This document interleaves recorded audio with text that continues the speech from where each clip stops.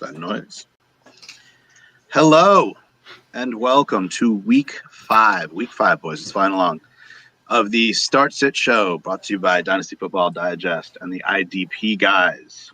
I'm Dan Friedman. Find me at the Danny Fresh on Twitter, and I'm an editor with Dynasty Football Digest. And joining me to help you guys out today, an illustrious A team. Why don't you guys introduce yourselves, what you do, where we can find you.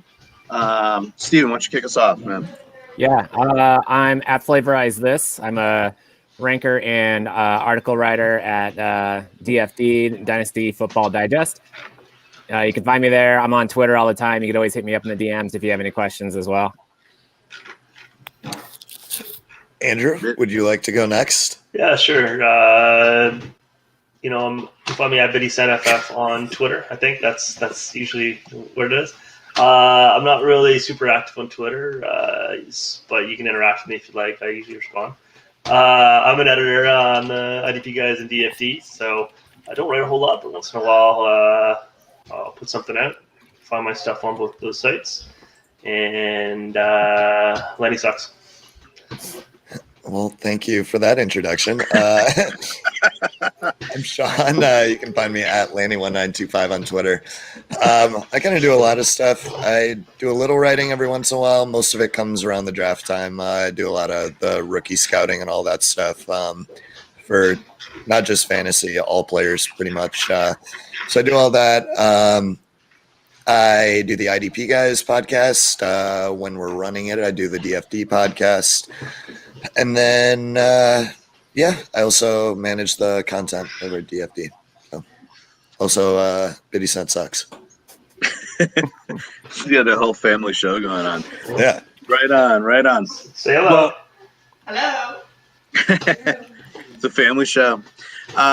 Before we get into any questions, I was thinking a lot about this when we were talking a little bit before the show started, but how are you guys? Hey. Hello. Football takes. We're going to look at, I was thinking as the Titans seem dedicated to sabotage the season, Yes, and we start seeing our league, games getting rescheduled and stuff. How are you guys approaching the fantasy relevant guys in those games? Are you starting them with caution? Are you treating it like bye weeks? What are your guys' takes on that?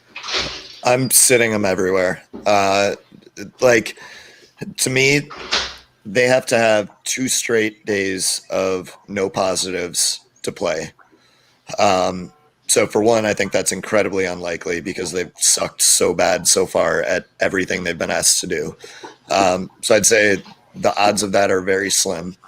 I would also say that if they do play, they're on very little practice. I don't even know when their facility reopened and then it shut down again. And I don't see this going well. And I think the odds of them actually playing are not good. I think you just have to treat this as a surprise bye week. Anybody with a different take? No, that's the way I'm going too. Like I have Stephon Diggs in a few of my lineups. I have him as the number 8 wide receiver this week, and I'm just sitting him. I'm not messing with it. I rather have some points than 0 points in case that game gets canceled too. So just going with the sitting those guys. Yeah, I mean, I've got some really rough plays I've got to do right now. It's just like I'm looking at it. I'm like, okay, Barkley's out, Chubb's out. Everybody's on bye week. I guess we're starting Jeff Wilson. Yeah, I got Jordan Howard in. I got Kyle Rudolph in. I mean, I'm scraping the bottom for these guys. So, Would you start Jeff Wilson over Gus Edwards? I'd go Gus Edwards. Yeah, Gus Edwards for sure. Yeah, there are many people that start Jeff Wilson over right now. Yeah, I think the way that I'm approaching it, and I think the way in general I'm going to approach a lot of these like post-Monday games is treating them like Monday Night Football, but with guys that are listed on the injury report, right? So if I'm taking the gamble to start them, I'm accepting that there's a chance I'm getting a 0 at that position. So if for some reason you really think you're going to play a guy who's going to give you a point or two, or you'll take the 0 with the end because you need the upside and you want to roll the dice, roll it, but you have to know that you can take a 0.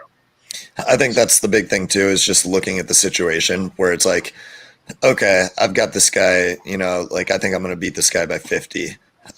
Just take the safe play, take a couple points, whatever. If it's like, yeah, I don't really feel like I have a shot this week, just swing for the fences and, play Derrick Henry. No.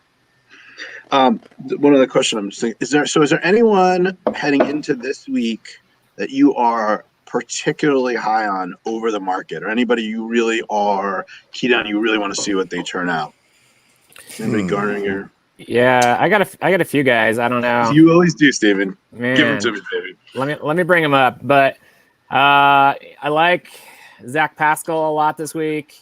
I mean, we're talking like, we got Slayton. I like him a lot. Jeff Smith is maybe a surprise name for some of you guys. Jets wide receiver. He's going to be opposite Patrick Peterson, who's been really getting slammed. I mean, teams have been targeting Patrick Peterson, and Jeff Smith's seeing a lot of snaps. Like his snap percent that he's seeing is like 90-something%.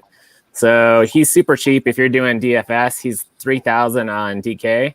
And he would be a really good fill-in if you're looking for a wide receiver to take a place. Ian Thomas also, tight end for Carolina versus Atlanta. Atlanta just sucks versus tight ends. I'm plugging them everywhere. So those are a few of my guys. I got a bunch, but those are some of the guys that could probably be waiver guys that you could pick up and plug in pretty easily. Sure. So I am kind of interested in Henry Ruggs this week. So Brian Edwards is going to be out, playing the Chiefs, I believe, right? They're going to be playing from behind. They're going to have to throw the ball a lot. And I think that, sure, you can do the dink and dunk Derek Carr stuff, but I think they're going to have to take some shots. So for me, like Henry Ruggs is an interesting one. I think Jamison Crowder. They want Ruggs to. I mean, they want it to happen for Ruggs too. I think. Right.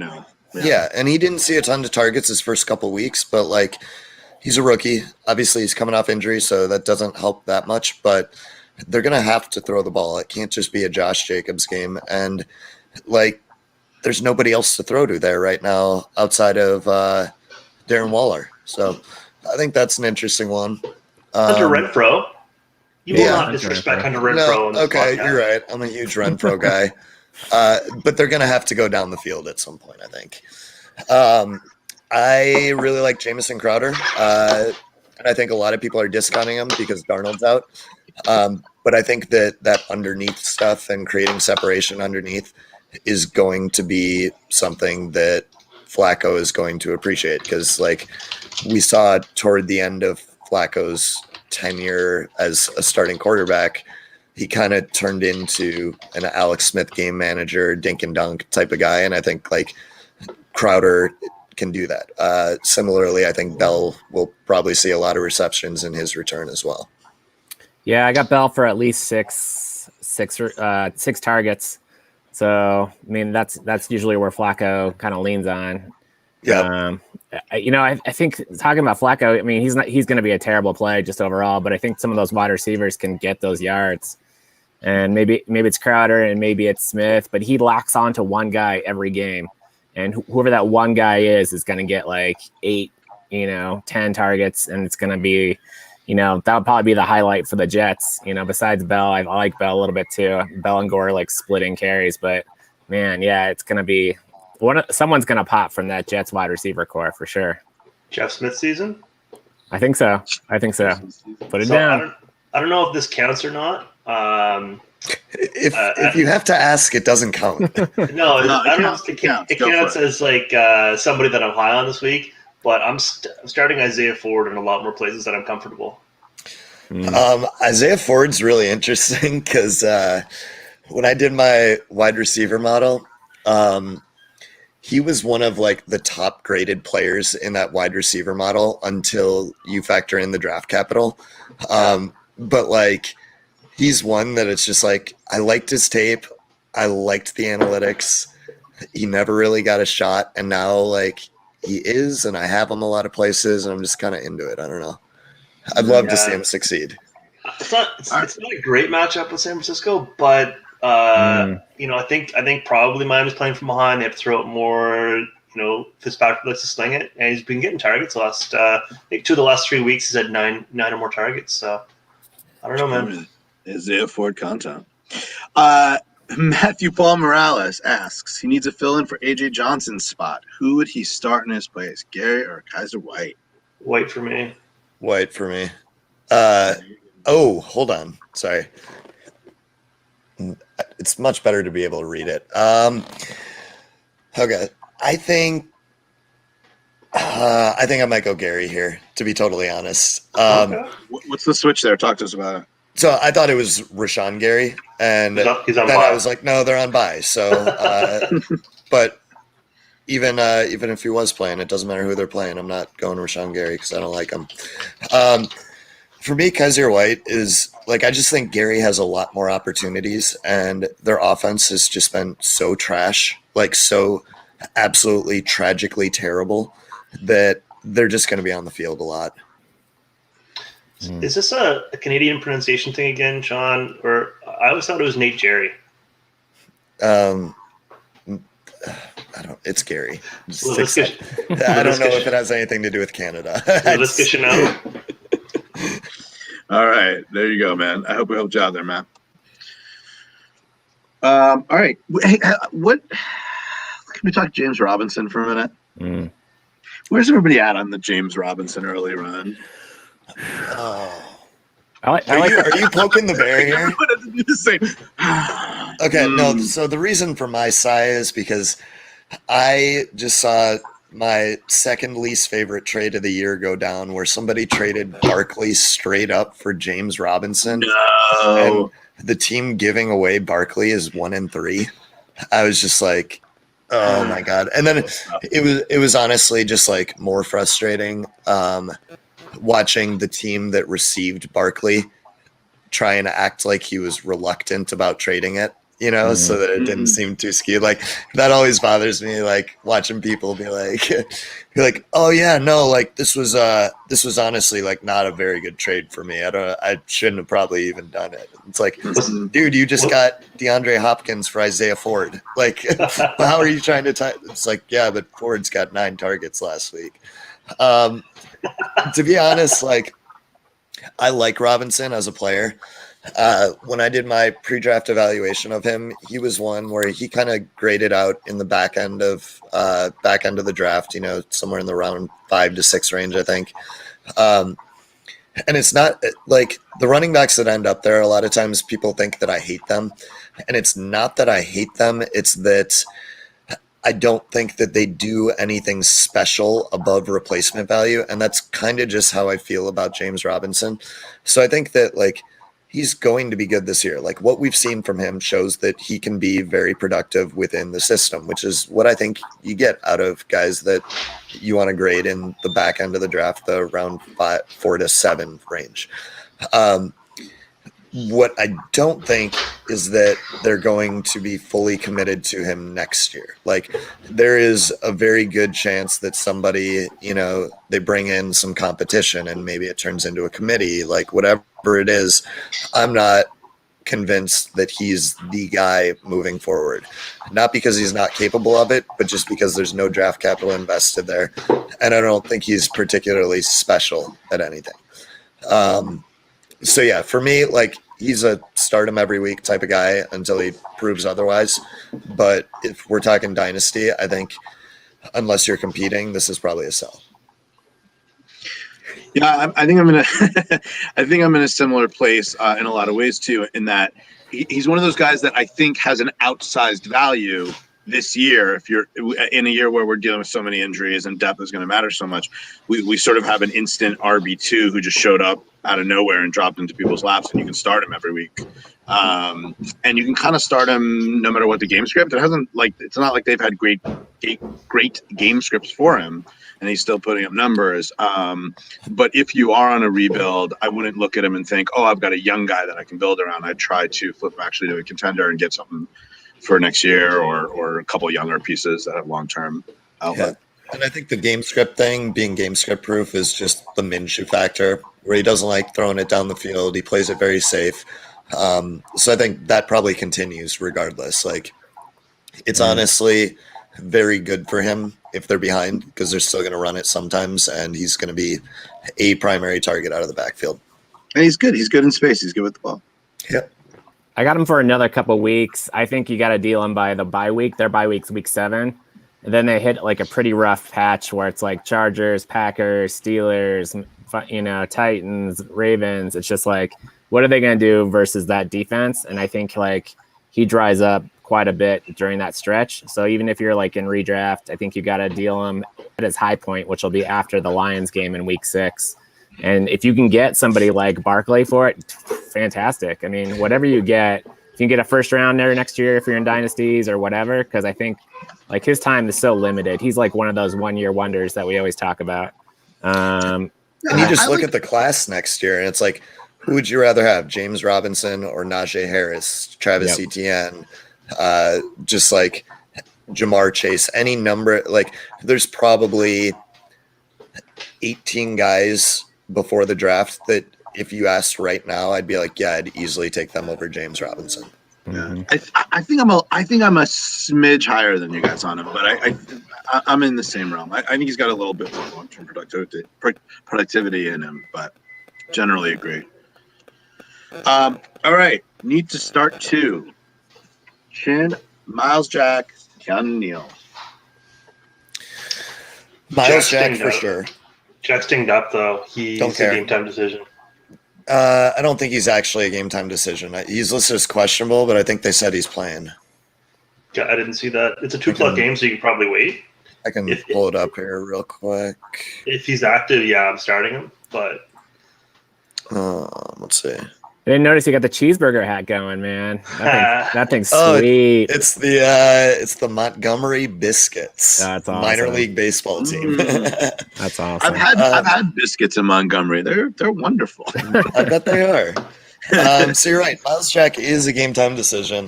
That's a noon game. So you should. Game. Oh my God. Okay, sorry. That's an early game. Sorry, I'm in the Central Time Zone, and we got a lot of time zones going on, guys. Yeah, whatever.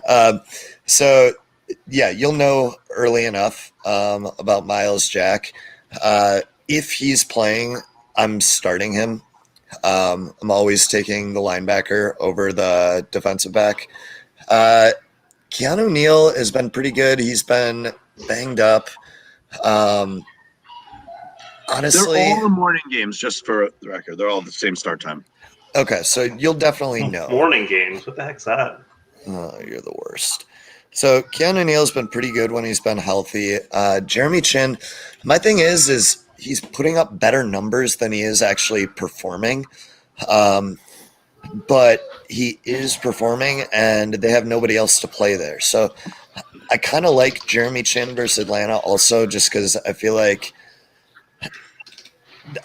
the Todd Gurley script is just not going well, and they're just going to have to throw the ball. Biddy, any additional thoughts there? So just on reputation, I think Neal is the play, but he's coming off an injury. He might get dinged up early. He might go out. He might split snaps. He hasn't been playing 100% snaps anyway. I'm just bringing that up right now. He hasn't played more than 83% of snaps in a game yet this year. Versus Chin, I think, is playing full complement of snaps. I'm bringing that up right now. But so yeah, he hasn't played less than 89% of snaps. So I I think probably the safer play is probably Chen. Maybe the upside play is Neil if he does get the full allotment. But I don't think it's that big of a difference either way. So I think you go with the safe play and go Chen. That's where I'm at. All right. Where are we here? All right. Tyler Boyd or Jonathan Taylor in a flex in a PPR. Ooh. Steven, you got a thought there? Let me look. I think like initially I'm thinking Taylor. I got him as my 13th best running back. Boyd I got as the 18th wide receiver. I mean, I think it's a Taylor type of day. It's going to be tougher sledding for Boyd versus the Ravens. So I would go with the running back. That's usually the kind of the way that I go if the matchup's a little bit better. So Yeah, I think I'm leaning that way too. I am as well. I'm just trying to remember who plays slot corner for Baltimore because don't they have a pretty strong slot corner? Figure it out for you right now. Does Humphrey move the slot? I want to say he shadows even in the slot, but I'm not 100% sure on that. If it's Humphrey, then that's a tough matchup for sure. The game script I think is in Boyd's favor, where I think that they are going to be behind. They're going to be throwing, and Burrow has looked really good, has favored Boyd. I don't think the game script is going to be as good for Taylor, where, I think there's a possibility. I don't think it's a given. There's a possibility that Indy falls behind. But I think he's still involved in the passing game. So I think you make an argument either way, but I think I agree with Taylor. I think he's involved even if they're behind. So, yeah, he is likely going to be facing Marlon Humphrey, who's playing 60-something% of his snaps out of the slot. So that's a tough matchup. You're going Taylor. Yep. All right. Brent wants to know 1 point PPR in the flex, Kelly or Lamb, or I guess Kelly or McKinnon, and looks like Mostert is playing. yeah. So no McKinnon with Mostert playing. We just don't know what that'll look like. I'm my answer out would on be McKinnon anyway. I don't think. What was that? I don't know if my answer would be McKinnon anyway, but No, I don't think so. For me, it's CeeDee Lamb, easy. Yeah, same here. I think it's going to be. I think Dallas is going to light up the Giants just to prove they can, because they're getting a lot of criticism. They talked about when they're playing Seattle about how they weren't going to worry about grinding clock, and they were just going to try to score as much as they could, and they did. But unfortunately, Seattle did well. I think it's going to be a high scoring game, even if New York can't put any points up against Dallas's poor defense. Yeah, and CeeDee Lamb has got the rookie Darnay Holmes this week too, because CeeDee's playing almost entirely out of the slot. Darnay Holmes has not been stellar, I guess. It hasn't been a good start for him. So CeeDee, as long as they target him, should eat this week. Steve, you got consensus there? Would you go CD? Yeah, you just don't know what's going to happen with the Chargers, and Jackson might get like 40% of the carries, and so I like Kelly. He's my kind of bottom of my like top 30 guys, but Lamb, I think Lamb's going to get like close to 100, maybe 8 receptions. So it's going to be a field day for Lamb. He's just, you can't put his ceiling high enough. Every week it goes up and up. So he's got so many ways to beat you. Yeah. The only thing I worry about is that even though Dallas's defense has been so bad, which has caused them to be in shootouts and just sling the ball around the yard, I'm a little worried that the Giants' offense is bad enough that it may not be a shootout, and this may be a Zeke kind of day. Even if they have no offensive line at this point. Yeah. Even if that's the case, I still think that CD is just like a safe play, whereas like Joshua Kelly may end up just not doing anything, Steven, you're a big DFS guy, right? Yeah. Are you stacking this game in a lot of your lineups, I imagine? I got a lot of Cowboys. Yeah. A lot of Cowboys. I made a Cowboy Giants lineup. Just talking to Johnny the Greek. I got a lot of those guys. Lamb's in almost every single lineup of mine. I expect him pretty big things from him. His price is pretty good, so I'm leaning on Lamb pretty heavy. I like them for DFS perspective. Actually, I'd probably avoid this game. I think this game has a lot of opportunities to go sideways. I think you've got a not good team, to summarize the Giants, a not good team. I think you've got a Cowboys offensive line that is in shambles, and two teams that tend to play weird against each other anyway. I don't know. The range of outcomes is pretty wide there. I guess if you're in a tourney, it makes some sense. But I like Slayton today too. I don't know. Yeah, these division games between those guys, it could be like a 3-0 game. That's happened before, you know. You just never know with the NFC East. It just gets crazy. So upset if that's how this turned out. Right. It could also, tilt to the over, but the range of outcomes is wide. That's all I'm saying. Just add a look in Dynasty, dual eligibility on Sleeper. Thoughts on him? Any thoughts on him? So he's one that honestly I have not been super familiar with. He's one that I didn't ever scout and I have never really owned. I guess I need to know a little more about the league format. So for me, like, he's not anybody I'm going anywhere near in terms of like shallower IDP leagues. So basically any league where you're starting, like 2 linebackers, 2 D-line, and 2 defensive backs or something, I'm probably staying away. That said, like, he has played really well this year, and he's definitely flashed potential. And I think it all kind of – oh, man, I'm looking at a stat line from week 2. Did you get – He left injured in week 2. Yeah, 18 snaps, 3 forced fumbles. No, are you kidding? That can't be right. That can't be right. There's no way. That's what I'm looking at. 18 snaps, 3 forced fumbles. But yeah, even when he came back, like 61 snaps, 8 tackles, like, I think he's got that. He's got some pass rushing upside. So he's like a nice piece to have if you're in a deeper league for sure. But if you're in a shallower league where you're playing 2 linebackers, like, there are very few situations in which I'm going to start him. And so I'd probably think he's somebody that I'm not super high on. Start 2 DL, 2 linebackers. Okay, so yeah, this is super deep. It's not super deep. So this is one where, like, for me, like, I probably would be hard pressed to find a situation where I'm going to start him. But then again, like, the way this year's going, like, you need all the help you can get. And he's one where, like, he's definitely capable of being a fill-in player. All right, one more from Brent. We do have time for another for you, buddy. Start Debo yet or roll with Higgins? This one's pretty clear for me, but what are your thoughts, guys? Oh, no, it's clear for you. I want to hear it. I think you roll with Higgins right now. It's super. I love Debo, but I know. I'm not Debo yet. That wasn't like a screw you. It's just so. Go ahead. No, I got him. It's funny because I got him 39 and 40 in my, like, T Higgins. I got 39th this week, and I got Debo 40th. It goes back to the thinking with the Jets game. Like, somebody's going to go off in this 49ers team, and a lot of them are seeing some kind of higher over-unders for the Vegas lines. So if Debo's healthy, he could have a pretty good game. But T Higgins has kind of been Burrow's guy.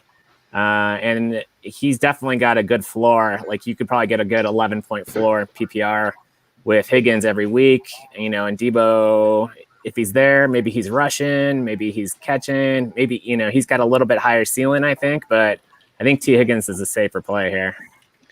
So I'm a little worried about Burrow going up against Baltimore. I think he's played really well so far. I think this might be the game that he just looks terrible. Just because Baltimore does so much with exotic blitzes and coverages and stuff. I think there's a really good chance that it's just not going to be pretty for him today. And then I know Devo's coming off the injury. They've got Miami, right? Yep. Yeah. So I think he's going to have Noah Igbenogany who's another rookie corner. And anytime you can start somebody against a rookie corner, I want to do that. And on top of that, you have Nick Mullins playing, and he's probably gonna Jimmy G's back. Jimmy G is playing. Yep. Okay, interesting. The other thing before you finish is Debo missed a couple of days of practice with an illness this week as well. Yes. So, and he didn't play a whole lot last week. No. If they start rolling Miami, that game feels really in hand. How many snaps is he getting? I guess so. To me, this is kind of what we were talking about, where it comes down to like what your situation is. Like for me, if you're going for the upside, I think the upside is Debo. If you're going for the safe play is Higgins. So if you think you're going to beat him by 30 points, go Higgins.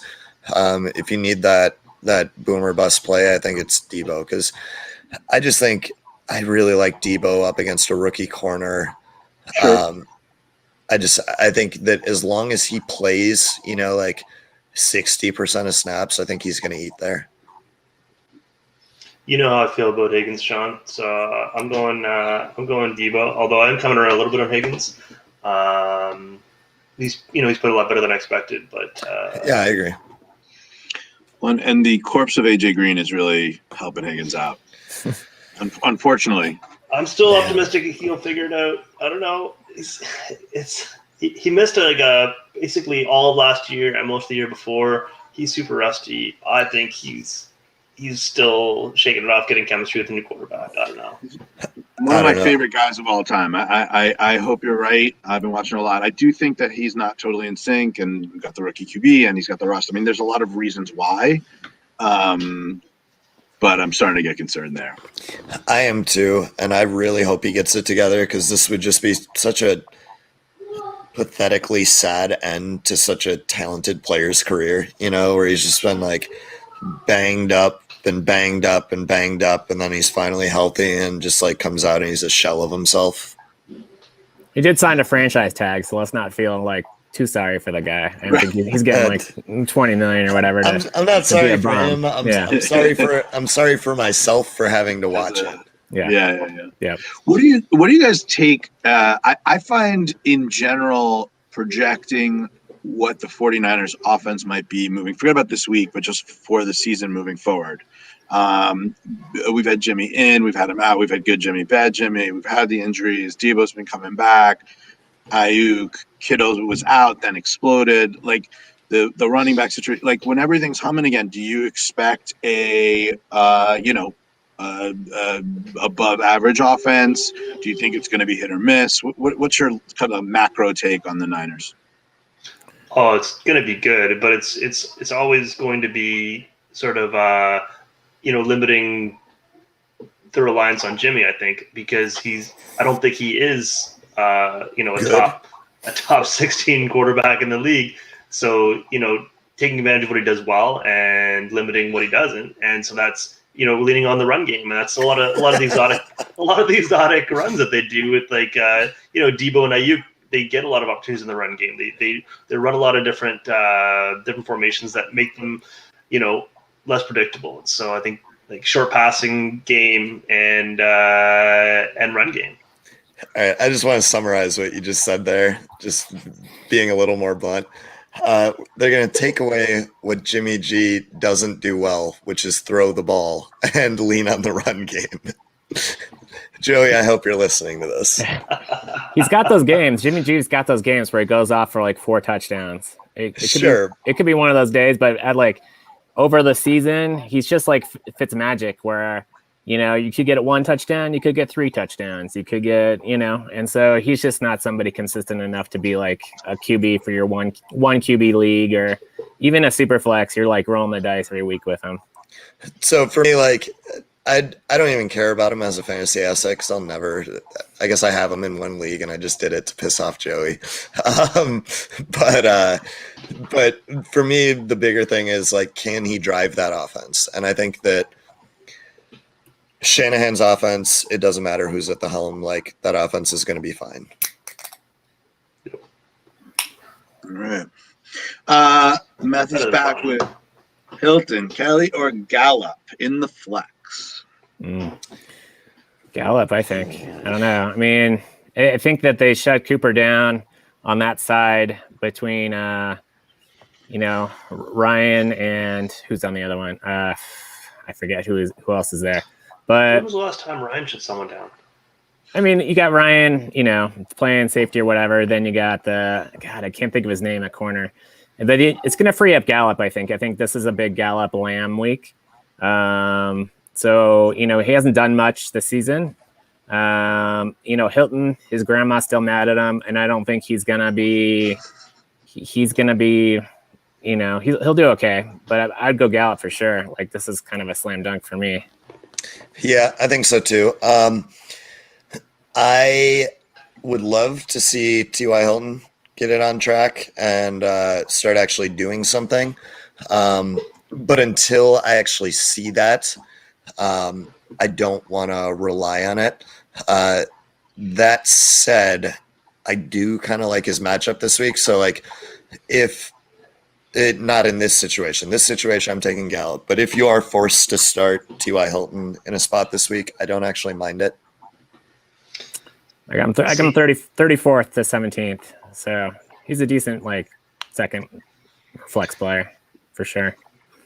I think I agree with it's definitely not Hilton. I'm a little nervous about Gallup still because I think he's still the third option. I mean, they've been force feeding Cooper targets, so I think even if he is double covered, I think he's going to get the opportunities. I like Gallup, and I was really disappointed to see how his season's gone, but I don't think this is necessarily the weekend that he turns around. I would probably play Kelly. I think he's got maybe more floor than Gallup, and he still has some upside. I don't know. Bradbury's the other guy that I was trying to name.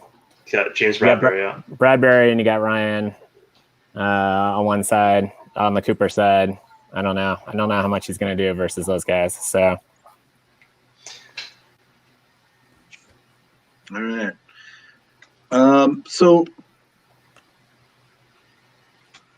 what do we make? We were talking a little bit before this just started of where we're at right now with. I'm switching gears here a little bit, but with the Justin Jefferson breakout, how's that affecting your thoughts on him specifically?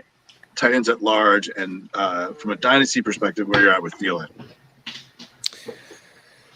I think Thielen's kind of been a hard sell for a while. For me, it was like a hard sell when Diggs left.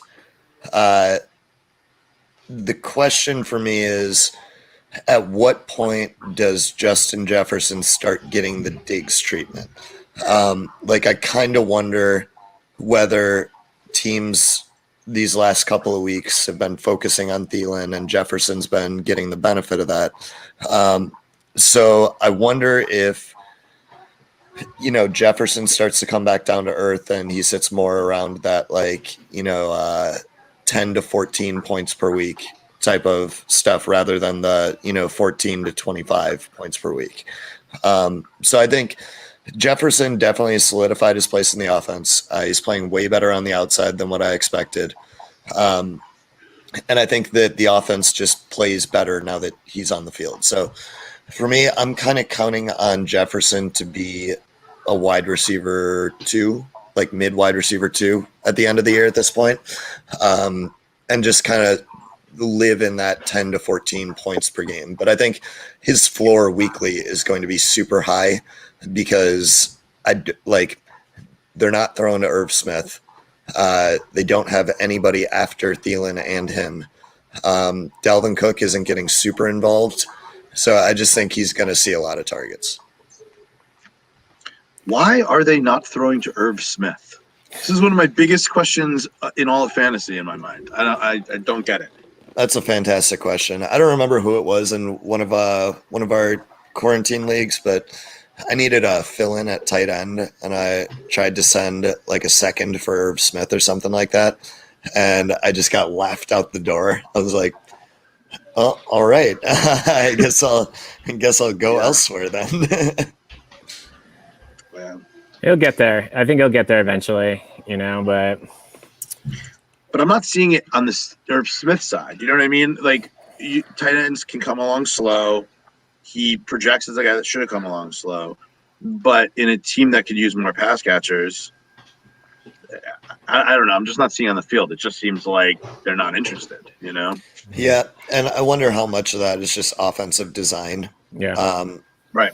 Because it doesn't make any sense because he's very clearly should be the third option in the passing game.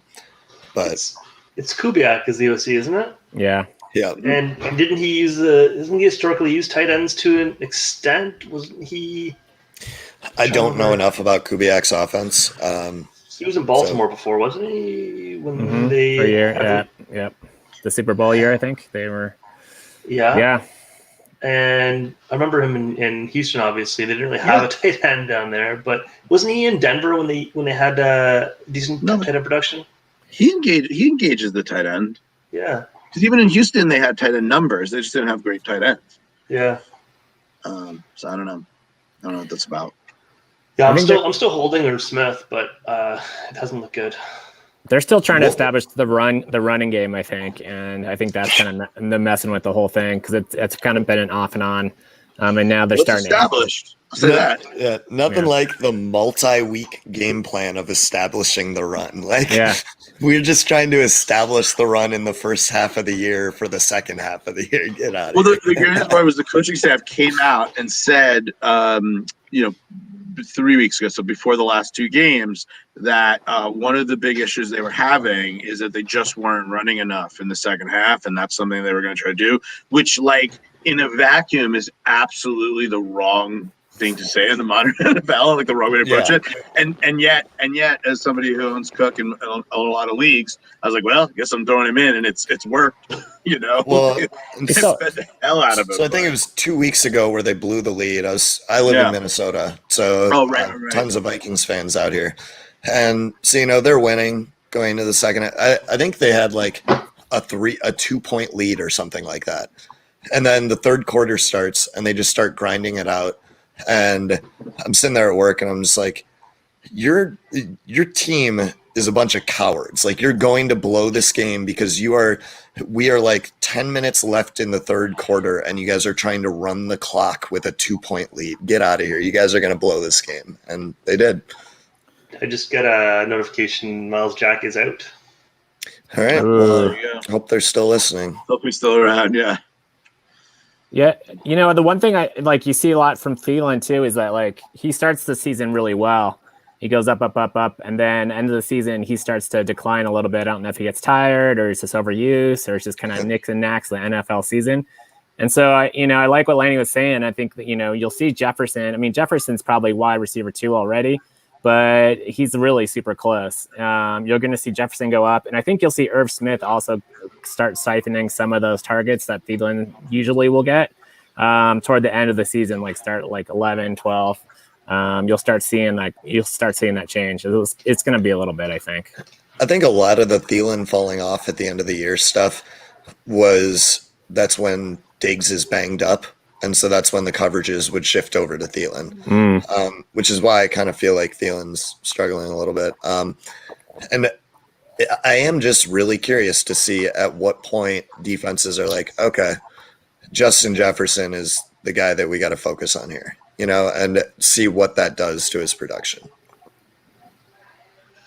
So we brought up a couple of rookies that are hitting James Robinson, Justin Jefferson. Any other rookie that you're really moving around from your initial ranking at the start of the season?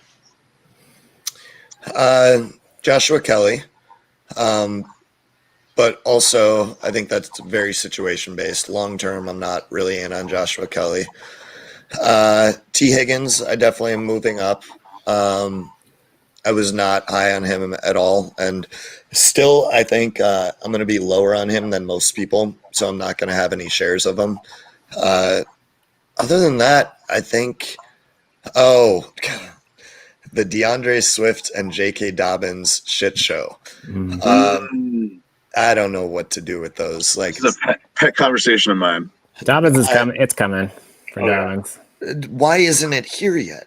There is no explanation for not getting him any touches. I think they're just too reliant on Ingram, and I think Lamar is too in tune with Ingram, and I think, Ingram's been the worst of the three of them. Yeah, and if you're going to starting split to it see up, let Gus bang and use Dobbins more dynamically. I mean, I'm just not seeing it. You're just a Gus Edwards truther over there. Like, your opinion doesn't count here. Who I really like is Gabriel Davis. The Buffalo Bills wide receiver. I have so much Gabriel Davis sitting on my taxi squad, just waiting for those wide receiver injuries to pop off. Yep. Yeah. I mean, he would have had a great matchup this week. I mean, that game might get canceled, might not get canceled, but he's got a great matchup versus that slot corner, and I'm forgetting who that slot corner is, but it could be a really. I mean, he's starting to put Beasley on the bench because he's just playing so well. He's just one of the better picks, rookie wide receiver wise this year. Small Tight sample ends have size. all been bad. All been, yeah. Who? Small sample size, but there's a certain quarterback in San Diego Los Angeles, I should say, who looks like he might have it. Yeah. He's played really well. I think he's looked pretty much like what I expected him to look like. The big thing is like, you knew he had the talent to make any given throw. You knew that he would make like these killer throws throughout the game, and he'd have these highlight reel plays. And you knew he had the athleticism, the arm strength, all that stuff. But you also knew that he was just going to have like a few just boneheaded plays every game. I thought more than a few. I guess that's the main thing with him. Sure. I guess he's come out looking a lot closer to what I expect him to be by like mid to late season, which is very encouraging for him to start that way. So yeah, I guess his first couple games have looked like what I expected him to look like in mid to late season form. So he's definitely played better than what I expected right out of the gate. I thought he'd have a few more struggles. But this is kind of the player that I projected him to be. He had a really great landing spot too. I mean, he put Burrow at the Chargers. He would be killing it. If you switch those spots, I don't know if Herbert's doing so well with the Bengals. But I love or Herbert or whatever you want to. I don't know how we're pronouncing his name, but Sherbert. I love it. Yeah. I mean, I like him. I like him long term. I've been trying to trade for him, and no one's giving him up. Like you can't give enough to get him. So I was in a league where this guy drafted only one quarterback in a super flex, and so then he's just going around trying to trade for quarterbacks, and nobody's giving him anything because like he's just not making substantial offers. And so then finally he makes a substantial offer on Herbert, and one of our writers, I think it was Zach, poor Zach, trades away Herbert, and then they announced that he's starting that day. Like, well, it was like less than 15 minutes later. And then like he's in my DMs trying to trade for a quarterback. I'm like, no, dude, like get out of here. Stepping back with a little like macro strategy, though, what you were just talking about, Stephen, this doesn't play in super flexes, but it's one of the reasons to grab rookie quarterbacks, even if you have no interest in them, no need to play them, you're not even all that high on them, because you will always be able to trade them early for more than you'll ever actually be able to trade them when they've established themselves. Right? It's like once we know what the quarterbacks are, they suddenly get devalued unless they're an elite player. Yeah. But people will be like, oh, I'm so high, so tantalizing, that throw. If he ends up being the QB, let's say 14, right? Like a better than average guy, what can you get for him in a trade? Probably less than you'll get right now. Look at Dwayne Haskins. Yeah. Like what do you can't do, like he's probably just done, to be totally honest. Like this is it. That was it. You missed your window, and now he's worth peanuts. Did you read the report? Like a lot of the issues with him are just like maturity, right? And I read a report like he's like they're trying to shop him now, like, and somebody's like, oh yeah, he needs to go to a situation where he's got veteran leadership to mentor him. It's like he's got Alex Smith. Like you can't ask for better mentorship than Alex Smith. I saw another clip where Thomas Davis was trying to coach him up at practice because he's like, you're broadcasting what you're doing, and he's like, no, man, that's not what I'm doing. He's like, he like, Yeah, waved him off. yeah, Thomas Davis, like, he's trying to help you. You're like, no, man, like, that's not what I'm doing. He's No, like, man, I got he's this. just immature. Yeah, he's just immature. He doesn't understand it. He doesn't get it. So, Well, I got him in a couple leagues, and I was kind of hoping for better, but it doesn't look good. No, I mean, like, really, he should be thanking Paris Campbell for allowing him to throw him 200 wide receiver screen passes and propel him to the top of the first round. Yeah. Man, speaking of Paris Campbell, he looked really good early this season. That was so depressing to see. A bummer. Yeah. I have him everywhere. Yeah, I'm not a big Paris Campbell guy. He definitely that first week surprised me for sure. And the situation was just there for him. What? And just one more thing on Haskins with what looks like this quarterback class that's coming in too. I just think any fringe guys are gonna have a tough time cracking through. Any pre lineup setting thoughts anybody wants to get in about this week before we sign out of here? Oh man, let me see if I can find something. One of my horrible situations, and you guys can help me out here. But you guys chat in the meantime. Yeah, I mean, I'm looking at some other players that might surprise. I mean, Larry Fitzgerald might do something really great today. I'll have some Deshaun Watson in DFS. I think his ceiling, he could get a lot of touchdowns. He could get some rushing yards. I mean, you're just like, if you stack him, I think you're going to get some leverage out of those plays. I think it's going to be a big CEH day. Everybody's kind of down on CEH. Who's down on CEH and why? It's the funniest thing. He's on pace for 1,600 total yards, and people are like, "Oh, I don't know." He just gets slammed nonstop. This is where pre-draft bias comes out, where it's like everybody was so down on him before the draft, and then when he got drafted, everybody was so reluctant to like it, even though he was in the perfect landing spot. They're just like, no, like he's not as good as everybody else that I liked more beforehand. It's just, in my opinion, it's just because he hasn't been scoring touchdowns. Yeah, that's all it is. I don't think he was really projected as a huge touchdown maker. But B, like, regression is coming. Like, he's going to score. Yep. Also, in PPR, 14 points is the lowest he's put up. What is the qualm here? Yeah. No. I think it's because people got into it, especially after that first game. It really, and I think I'm in a pretty rational place about him. I'm not like he's like the end all be all, and I don't think he's been any kind of disappointment. I just think people froth themselves up so much to now, after week one, literal conversations about, is he the number 3 dynasty running back? Is he the number 2? I mean, that was actually happening, right? Well, so you start getting that hot on something, then everything else seems like a come down. He's the feature back in an elite offense and hasn't had touchdown luck yet. And that was the problem, is I got so many shares of him when we were doing the startups pre-draft, and then I didn't get a single one after the NFL draft happened, and I'm very sad. I was such a big fan of his. So okay, here we go. Lineup question: you want Hunter Renfrow or Keelan Cole? So we got Hunter Renfrow versus Kansas City, or Keelan Cole versus Houston. I'm going Hunter. Yeah.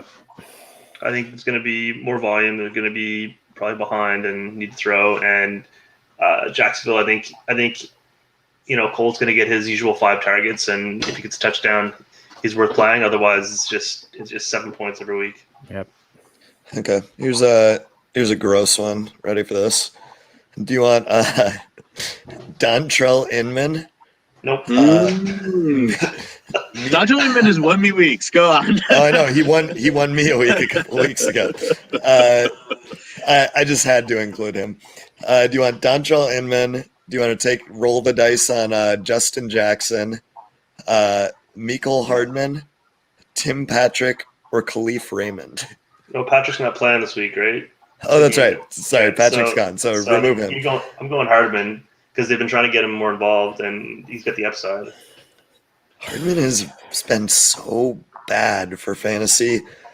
until these last 3 weeks, I really have a hard time trusting him. But like, that's where I'm leaning. Look what else you're choosing between. I It'd be know. Harden or Jackson, to be honest with you. I just call that a gut play. I don't know. I think Justin Jackson's good, man. And Isn't he's back, Raymond he's- out this week as well? Isn't he Tennessee? Oh, you're right. Yeah, he's probably out. Probably. Yeah. He's not out yet, but he will be. my gut says Justin Jackson, but I would have no qualms with Hardman. I like Jackson too. I'm starting him in a couple places that I need to start in him, but it's rough. Yeah. What are you guys doing with Brandon Cooks?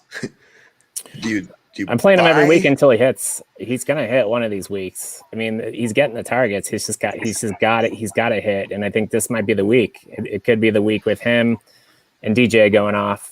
He's not even getting the targets though. So Isn't he? he had week 2. No. He had a good target share, That and he was had a the good week game. where Fuller went out.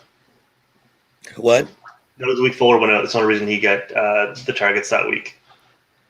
No. So week 1 he had 5 targets. Yeah. Week 2 is when he got his nice target share. He had 8 targets.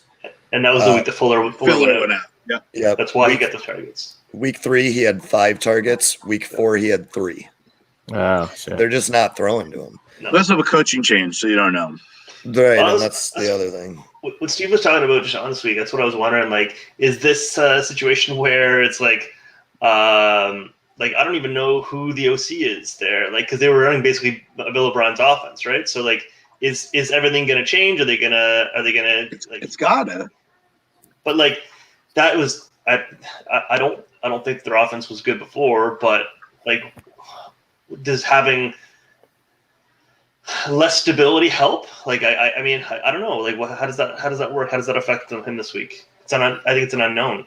I mean, I'm on the opposite fence. I would not be starting Cook, and I'm not doing. I'm trying to avoid even with matchup positive things. I'm trying to avoid Texans at least for a minute here until I see what the hell's going on. Obviously, if you have Watson, you're going to start Watson. You know what I mean? DJ's going to get some touches because they're going to need to. But So if I've got other options, basically, when you say you're avoiding Texans, you're starting all your Texans. well, I don't know. You were naming wide receivers that definitely are rostered that I wouldn't be playing. All right, so here's a good one because Cam Akers is back this week. Yep. Do you want Daryl Henderson, J.K. Dobbins, or Brandon Cooks? It could So be you a got- Dobbins breakout week versus the Bengals. So, I'd lead Dobbins, but I like Cooks. I think, like I said, I feel it's coming. This could be a huge. I don't know who else Fuller gets a bunch, DJ gets a bunch. Who else is going to get a ton of those? Those yardage. Maybe Akins, but I think Cooks has to get a really big week, and that team is so jazzed up from getting Bill O'Brien fired. They're just going to go start running through walls, and I think So- You really would start J.K. Dobbins knowing that the most touches he's had in a week is 7? I think I would. For the Bengals, I think it's a big volume, like running game. The Bengals are really weak versus the run. And I think that maybe we see Edwards get like some, but I think if Dobbins is going to have like a week where he breaks out early, this is it right here. All right, I'm going to trust you on this one, and I'm going to come at you on Twitter when you're wrong. Oh, all right. All right. Yep. That's what I don't think it's Dobbins week. I think they want to keep all 3 guys fresh. They're gonna keep spreading them out. I don't think they're gonna give any of them a significant workload until they have to. So you're saying Gus then? Well, I am playing Gus in a That's league the because cooking mule. apparently I only drafted 3 running backs in one of my my like 60 man roster leagues. That was a mistake. So I'm starting Gus in at least one league, but I don't know. I've been, and Sean knows this, I've been on the Henderson train for a long time, and I love his talent. It's just an opportunity thing, and I think it's honestly going to be as frustrating as Baltimore, where they get the 3 guys, right? Because Brown's back this week, and Akers. Brown played last week. Akers is back this week, and so that's a really tough question for me. I think I would lean Henderson because I think we've seen him do the most of those 3 guys. It's just Was Henderson one of the options? Yeah, it was Henderson. It was Henderson was the first option, and then it was Cooks and Dobbins. Oh, I'm sorry. I thought he said Akers. I would go Henderson. I agree. No, he said Akers is back. I'm sorry. Yeah. And I agree. I would go Henderson. Okay, so Andrew, this is a question for you. Would you go Charles Amenahue? No, I don't know who that is. Or Carl Lawson? Minnesota D end, Amenahue? No, Texans. Texans. I'm going Lawson. Lawson's been really productive this week. Not this week, this year. Honestly, he outproduced what I thought he would.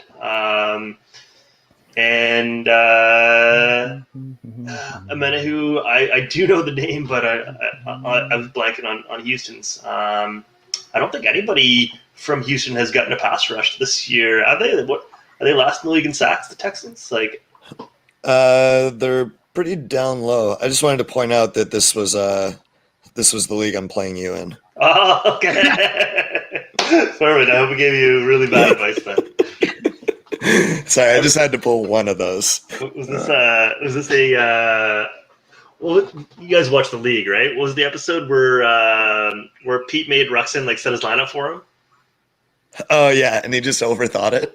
Yeah, Ruxin overthought it and killed himself. Yeah. Yeah. All right, well, that's all I got for you. Right on. Well, way to wrap up on a league reference. Steven, any last thoughts? Biddy, anything? Anything anyone want to throw out there? Good luck to everybody but Sean today. There you go. God, I can't wait to sweep you this week. I think I got you in 2 or 3 leagues this week. No, I think it's just one, isn't it? Is it just the one? I only see one, yep. I mean, has anybody seen what's up with audience Julio? is riveted by your Julio is out. Okay. Yeah, lock in Zaka, whatever. Olamide Zacharias. Zacharias.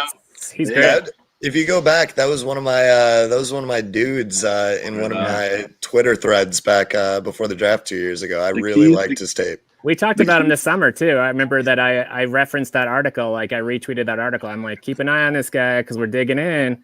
Yeah. Now here it is. He's super fast, and he's going to get that slot where Julio was. So he did great last week. I mean, he's going to get the opportunity. Yeah, 8 targets for sure today. I feel like the Key and Peele football name sketch has never been more relevant than this season. We're loaded with them.